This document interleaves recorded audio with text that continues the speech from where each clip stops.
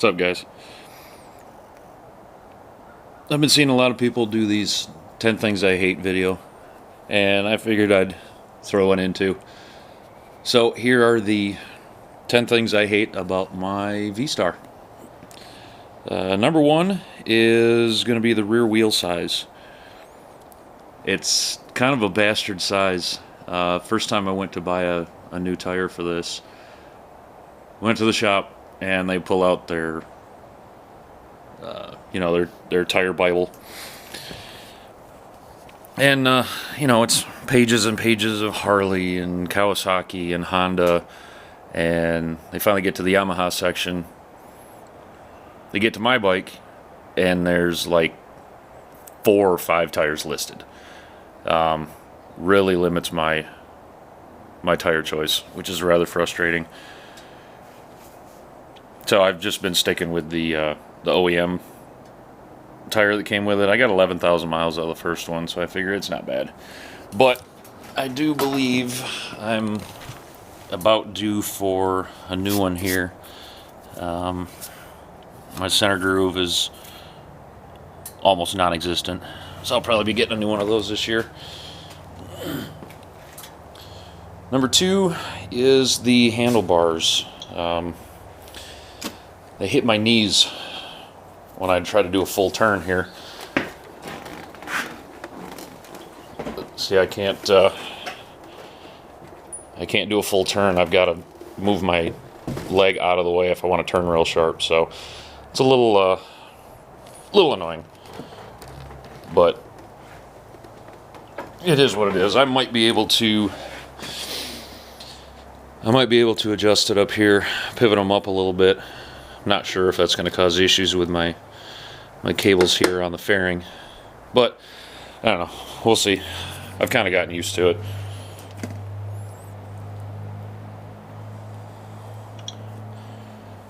Number 3 is the passenger floorboards. This is actually more of a complaint of my wife than mine.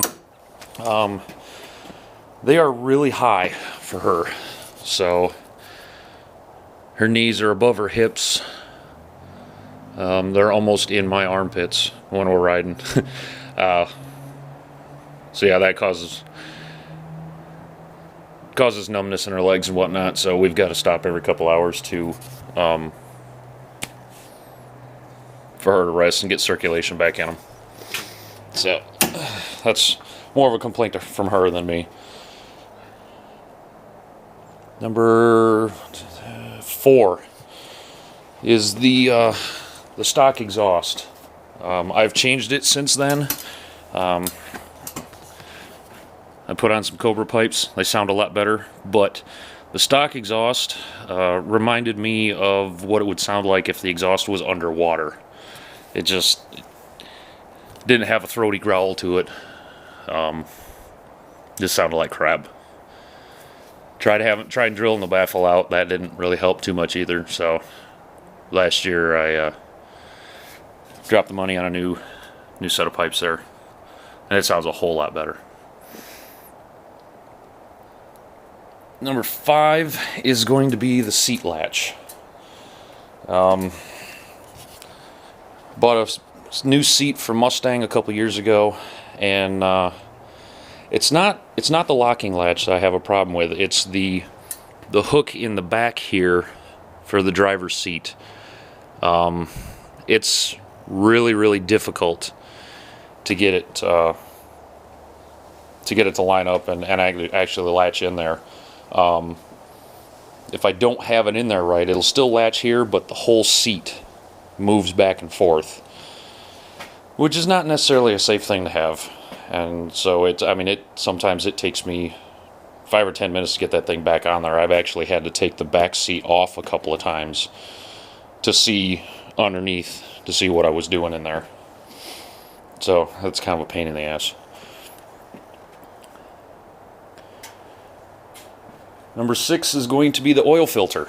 And not necessarily the problem with the filter, but where it is. I don't know if you'll be able to see this, but the oil filter right here, it's surrounded by the engine block to the point where I can't get a filter wrench on it. I can't get those filter cups around it. There's just not enough room between the filter and the engine block.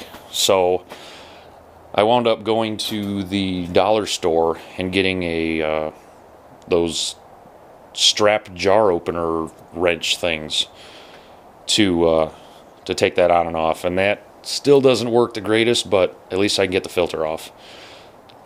I think what I'm going to do, I see K&N makes an oil filter that has like it has a nut welded on the end of the filter, so you can just put a socket on it. I think I'm going to get one of those this year, try that out. That seems like that'd be a lot easier to do. Let's see, next item, number 7, is airflow around the fairing. Having a fairing is nice. It does cut down on a lot of the wind. But a lot of it gets pushed down below here, and then it hits me in the legs and comes up and hits me in the chest, which then causes lift on the front of my helmet, which is not very comfortable, especially if I put my feet up on the highway bars. That kicks a lot of the air up into my chest. So I might get some lowers that come down here, try and kick that down a little more. I might get the fairing lowers. I haven't decided which one I want to get yet.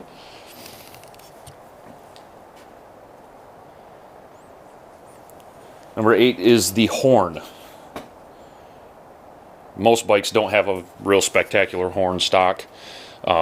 These cheesy little things here, I don't know. It's just not very effective in my opinion. A Kia has a better sounding horn than this one does. In fact, there's a guy at work that has he's got a moped scooter thing. I almost think it's got a manlier horn than this thing does. So that's another item that I'm not real pleased with. Number 9 is no tack.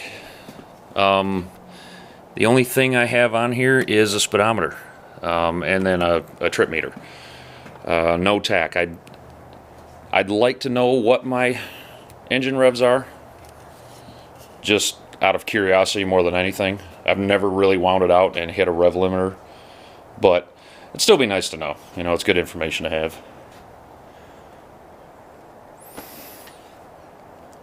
And number 10 is got to be my clutch lever.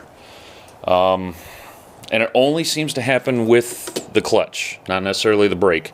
These are the stock levers, but after, I don't know, about an hour or so of riding, I get this black, I don't know, something on my fingers right there from working the clutch. So I'm not sure what's causing that. I've cleaned them, I've waxed them, nothing seems to help. And like I said, it's only the clutch lever. The brake lever doesn't do it.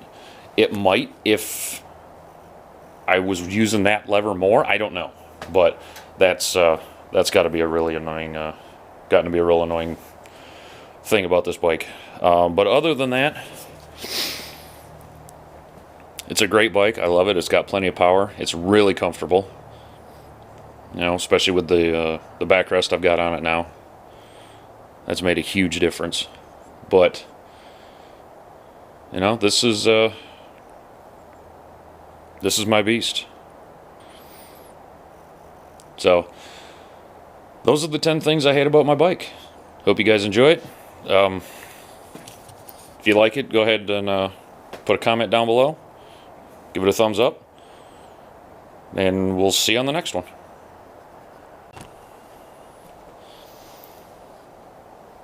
And a bonus number 11 has got to be this cord here.